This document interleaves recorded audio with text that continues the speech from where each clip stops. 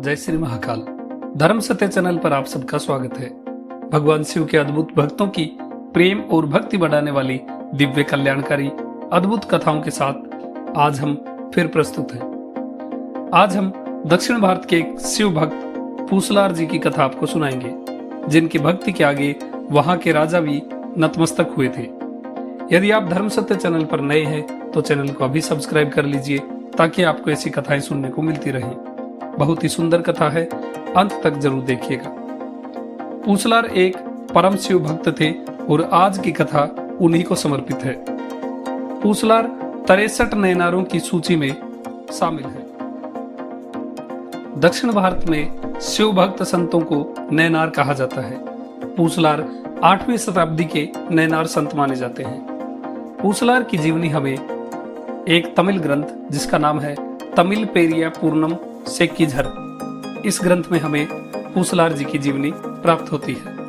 ये ग्रंथ 63 नैनारों दक्षिण भारत के प्रसिद्ध 63 संतों की जीवनी का एक ग्रंथ है। पूसलार तिरुनिन्वुर में रहते थे, जो वर्तमान में चेन्नई के पास में स्थित है।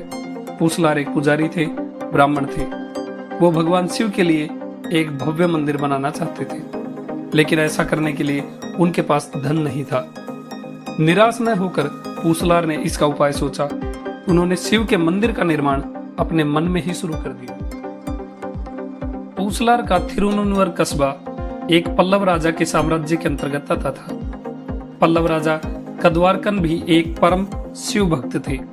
उन्होंने अपने राज्य में शैव धर्म का खूब प्रचार प्रसार किया।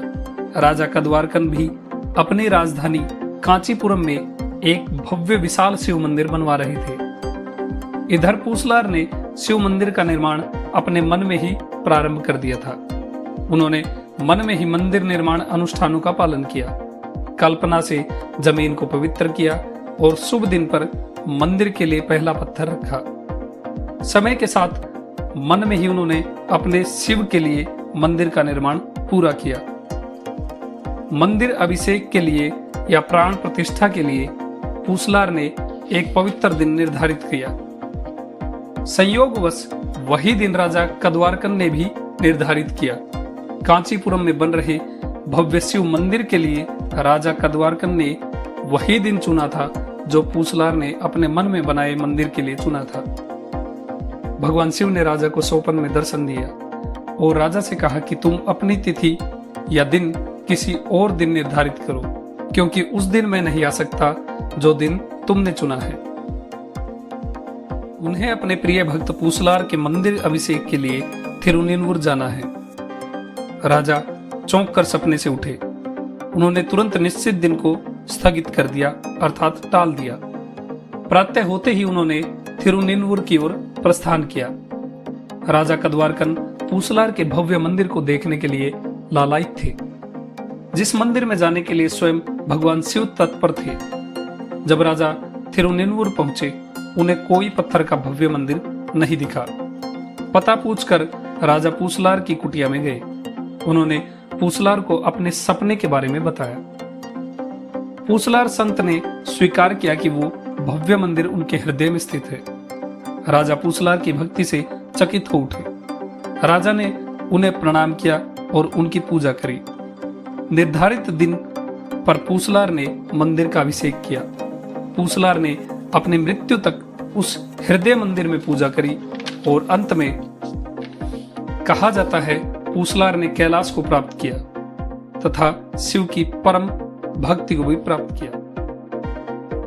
पेरिया पूर्णम ग्रंथ में राजा कद्वारकन की पहचान राजा राजसिम्हा नरसिंह वर्मन द्वितीय के रूप में की जाती है।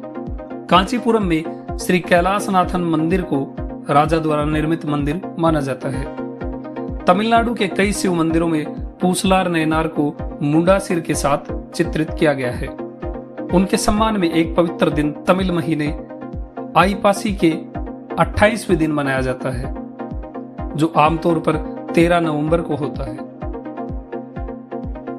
हृदयालेश्वर मंदिर भगवान शिव को समर्पित है। हृदयालेश्वर अर्थात भगवान के भक्तों के दिल या हृदय में रहने वाले। इस मंदिर का निर्माण पल्लवों द्वारा किया गया था। इस मंदिर का निर्माण पुलाव राजा ने पूसलार की कथा से प्रेरित होकर किया था। शिव के लिए एक भव्य मंदिर बनाने की पूसलार की जो इच्छा थी उसको पूरा करने के लिए इस मंदिर का निर्माण किया गया था। लेकिन पूसलार ने तो मंदिर का निर्माण अपने हृदय में किया था। हृदयालेश्वर मंदिर हृदय रोगियों के साथ साथ हृदय रोग विशेषज्ञ भी हृदय रोगों से छुटकारा पाने के लिए यहाँ पूजा करते हैं। नमन है संत पूसलार को और उनकी भक्ति को। उन्होंने धन न होने पर भी शिव भक्ति का बेहतर उपाय ढूंढा। भगवान के मंदिर निर्माण के लिए अपने मन में समय दिया। सत्य है, जिसे भगवान प्रिय है वो भगवान के लिए लाख कठिनाई पड़ने पर भी समय निकालता ही है। और जिन पर भगवान की कृपा नहीं होती उन्हें तो मरने की भी फुर्सत कहाँ होती है। कथा अच्छी लगी हो तो वीडियो को लाइक जरूर करिएगा। आपका दिन शुभ हो। जय श्री महाकाल।